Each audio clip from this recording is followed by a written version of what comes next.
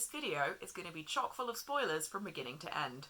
Before we begin, I'd just like to preface this with, I enjoyed the new Star Wars film. I had a perfectly nice time. However, the fact that I enjoyed myself at times does not mean that it was a good film. So here are, in no particular order, the 10 worst things about Rise of Skywalker. Can't go a single step further without talking about the scripting. I can only assume that this is the kind of film that is written by committee, that you have some genuinely talented screenwriters in there somewhere very deep down who are then forced to make lots of changes by people who aren't very good at writing scripts. I imagine you have like senior execs coming in and making line edits. I mean, I hope that's the case, because otherwise I have to face up to the fact that very few screenwriters would have passed the script writing part of my film A-level. Is there anything more painful than the visual metaphor, I don't think it's a metaphor if it hits you like a truck, of Kylo Ren piecing together his mask into this weird, like, I don't know if it was meant to be that Japanese thing where you break pottery and you put it back together with gold and it's more beautiful,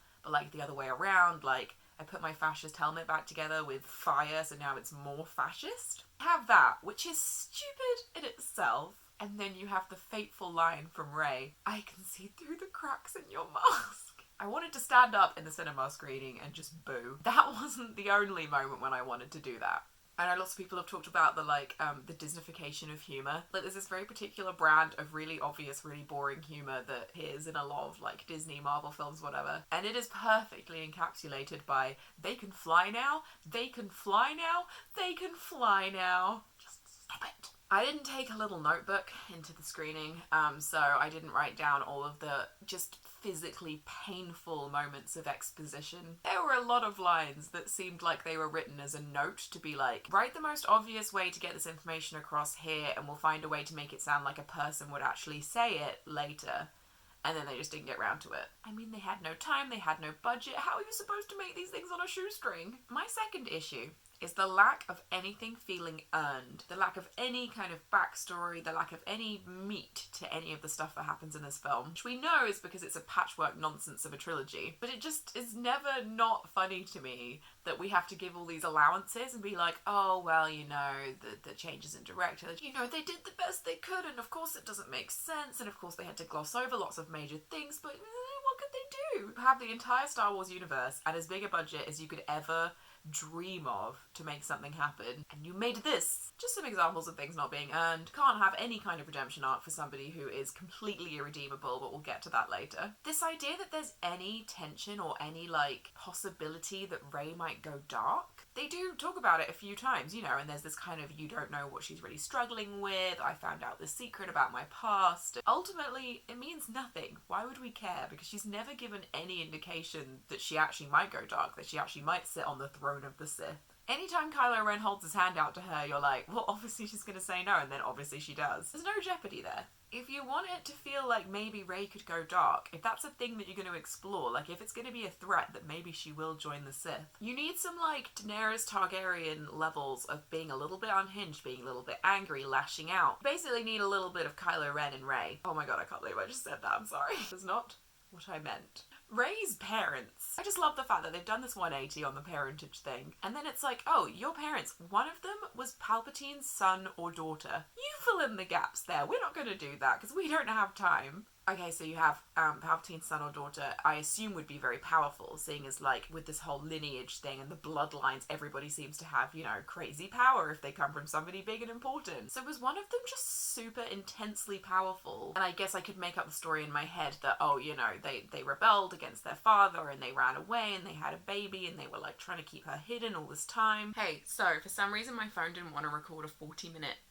clip of me talking about Star Wars, so a clip corrupted here and you missed out on a lot more ranting about you know, Rey's parents and why there's no explanation and the fact that we have to fill in the gaps. But you're also missing the introduction of number 3, which is strategic plot nonsense. Times when the logistics of the plot make absolutely no sense. The first of which is Chewie and the transports. There was only one transport the whole time. We saw a transport land. Finn and Poe had their eyes on it the whole time. They saw him getting put in the transport.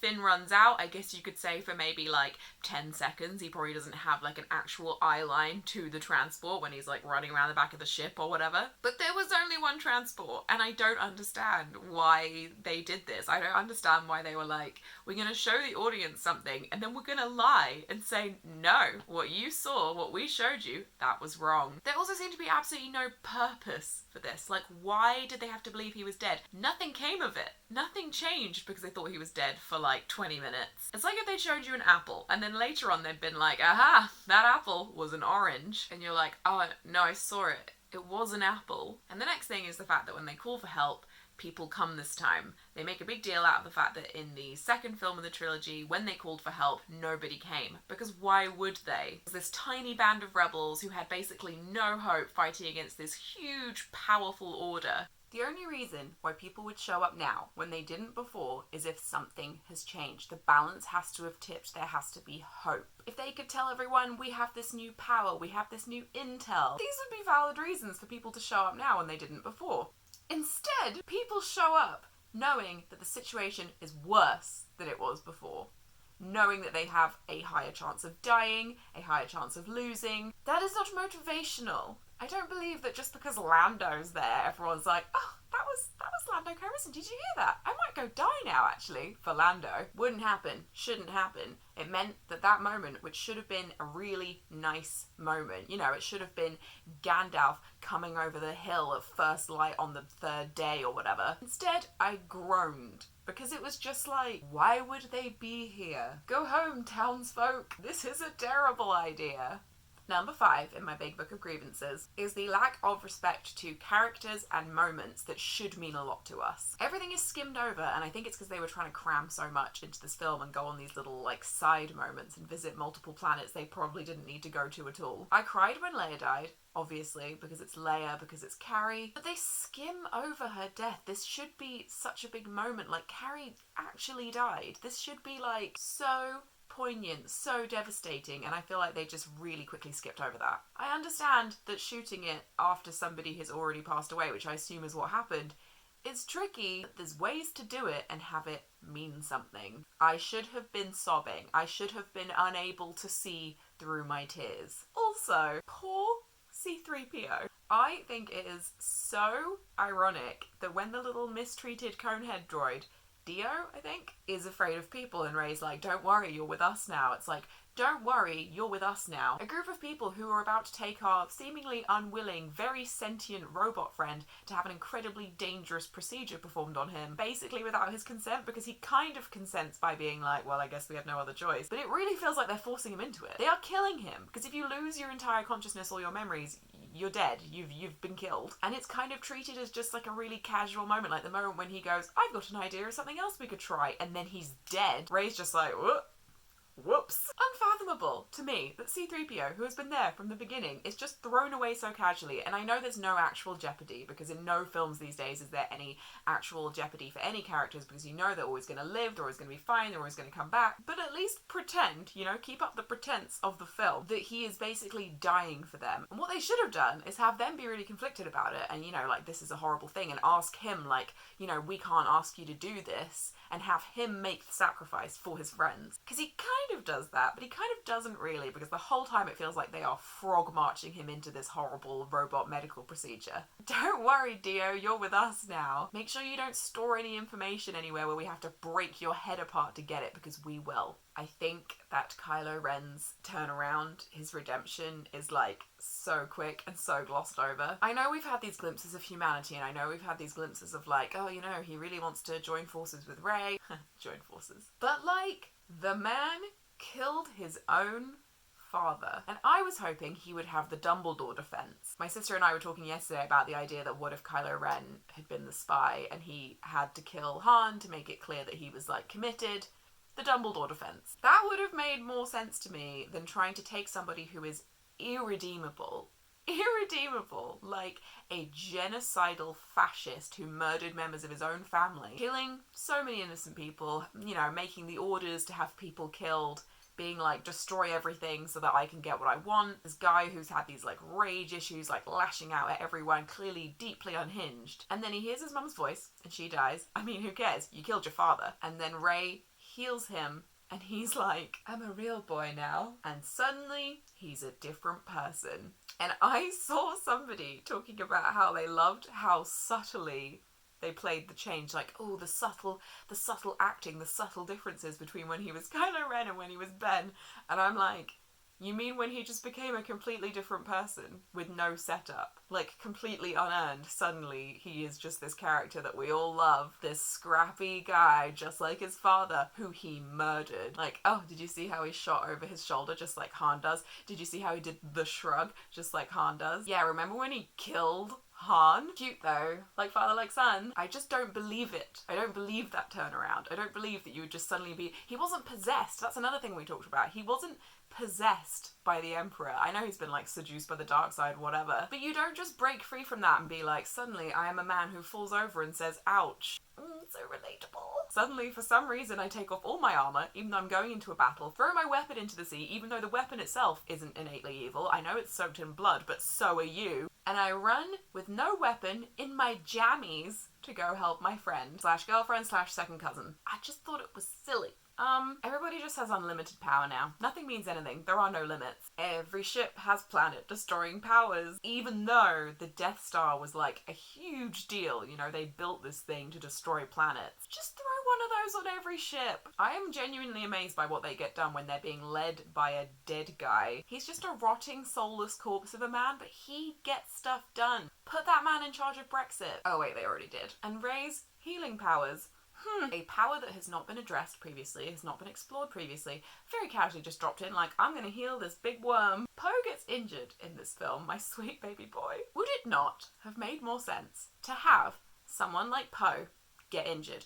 They're always in these crazy situations where they should obviously get injured because there's like 1,000 people shooting at them and there's like 3 of them. Poe gets injured badly. You know, maybe he gets shot in the chest. She runs to him and is holding him and is willing him to stay alive. You know, like saying it out loud, like, please stay with me. And accidentally, in that moment, pushes some of her life force into him because she's like just willing him to stay alive. And in that moment realizes she has healing powers. And they're all like, holy shit, you have healing powers. Would that not have made more sense than just like, oh no, a sad worm. I will caress him till he is better. By the way, BB-8, I can do that now. Also one of my favourite things is that when Poe does get shot in the arm, he walks around with an injured arm, presumably for the rest of the film. He's got like a thing on it later on. She doesn't heal him.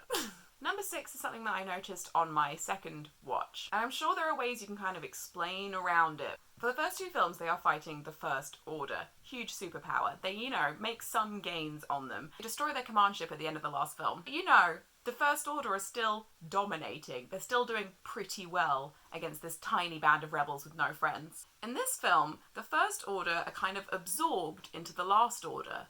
But it doesn't feel like, you know, their entire fleet goes to join them. Their fleet still seems to be all around the universe, keeping an eye on their, you know, horrible empire. So they managed to destroy the Last Order in this film, and Kylo Ren's, like, big command ship. But the First Order is still out there. Even without a command ship, there is probably a second-in-command ship. There are people on all of those ships who are leading them. There are generals everywhere. The one line that we get to address the fact that, like, the Last Order are gone, but the First Order are still out there is people are rising up all over the galaxy. It feels like everybody capable of rising up came and joined them to destroy the Last Order. Are we to believe that the First Order ships were just destroyed by, like, Ewoks throwing sticks? I'm sorry, quite frankly, I don't believe it. Number 7 is something that came about because of the whole fun director switching. This whole Bloodlines legacy crap. I loved, as many people did, the idea that you don't have to be special to be a Jedi. You don't have to be special to, like, you know, be Force sensitive, be one with the Force, whatever. But J.J. Abrams loves it. Pure Bloods only is written on the door of his mansion. My friend Rosianna was talking about the fact that it feels like bad improv, and I actually saw another tweet about it as well, which was like, you say, I'm sitting at the table, and in improv you're meant to go, I'm sitting at the table and, yes, and. And instead it was like, I'm sitting at the table, and then J.J. Abrams goes, fuck you, no you're not. I've never seen a table in my life. It makes sense that, like, the whole thing with her parents and the whole Palpatine thing feels so weird and rushed and doesn't make any sense. Because obviously it was never meant to happen, like, it hasn't been set up at all. You had the little boy in the stables with the broom and he used the Force and it was like, everybody can be special. Now it's all gone.